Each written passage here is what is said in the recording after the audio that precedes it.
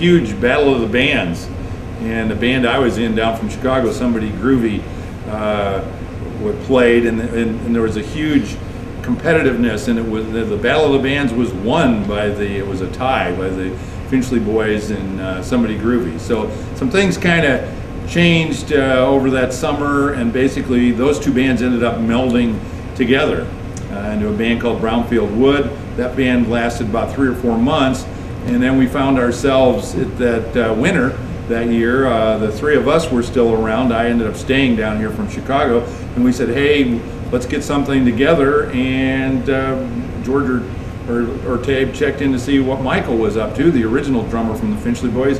He was available, and we said, hey, let's do it. And so that's how the four of us got together then. And we started, that was the very beginning of '68. Well, George was there always very much into the blues, so we enjoyed playing the blues and felt that we played the hard rock Chicago type blues very well, and we started mixing that into some of the original stuff we did, and that was really one of our signature aspects of the band was the blues, hard blues. And being that period of time, the psychedelic thing just came natural, and then Garrett was very experimental on the guitar, so that gave him a nice vehicle to just take off and that sort of thing. So. Yeah, it's all been very strange, and that there's so much interest in the Finchley Boys, either in the United States or overseas. And I've been kind of in a whole different world, in a corporate world, and you know, Gary would contact me occasionally and say, "Hey, look at this! You know, look at this website." And so it's been very, very interesting. Yeah, the internet presence is mind-boggling. It's page after page after page of Finchley Boy. People blog about it, and people clamor to buy the record for a couple $100, and you know, it is kind of strange. You know, just the other day we were practicing over at Michael's. We've only been practicing 2 or 3 days now, and you know, I sat down after hearing things starting to come back together and said, you know, we were writing some really nice songs. You know, that stuff just as good as anything that's out there. I think part of the interest started, we were known regionally all over into Iowa, big in Iowa, a little bit Wisconsin, big in Indiana, Indianapolis, Crawfordsville, all over all the university towns in Illinois as the band playing live and a big exciting presence when we played. In 1983, a French company called Eva Records? Yeah, I shouldn't even bother with their name. But anyway, they bootlegged the album. Somebody slipped them some extra tapes. We still don't know where they came from exactly. And I think, possibly, not being a record collector myself, I think that people then saw that, liked it, and then as record collectors started seeking out the original album so that they could have the better sounding original version of the album. The vinyl version. The vinyl of the actual album. So what happened is then that's where a lot of the interest from record collectors came. Of course, the internet wasn't around in 1983.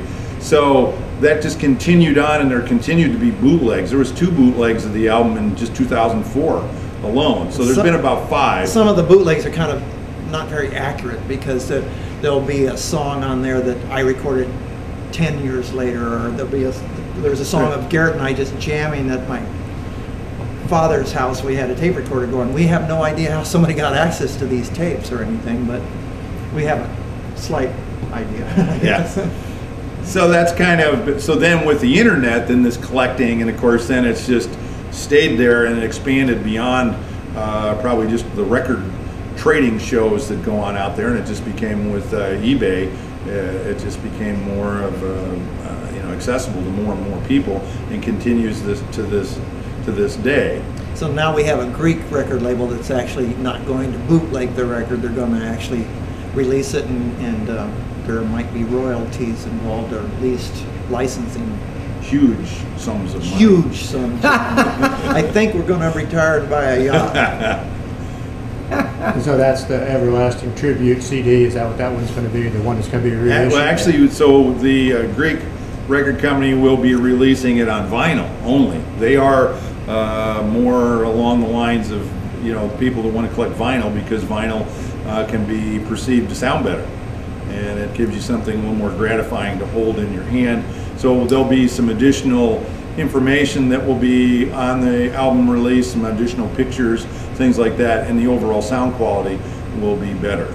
And then also there will be, in the United States, a CD-only release done by one of the divisions of Parasol Records here in the area here, but it'll be a national release. Once again, with huge sums of money. We're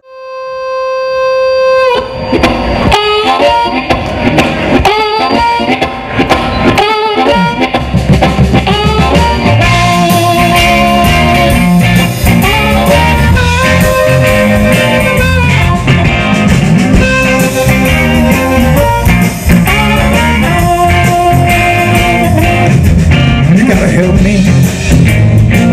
I can't do it by myself. You gotta help me now, baby. I can't do it by myself. You don't wanna help me now, darling. I'm gonna give myself somebody else. I might have to wash, I might have to sew, or you can cook, baby. I'm up that floor, but you gotta help me. I can't do it by myself. You don't wanna help me now, darling. I'm gonna get myself somebody else.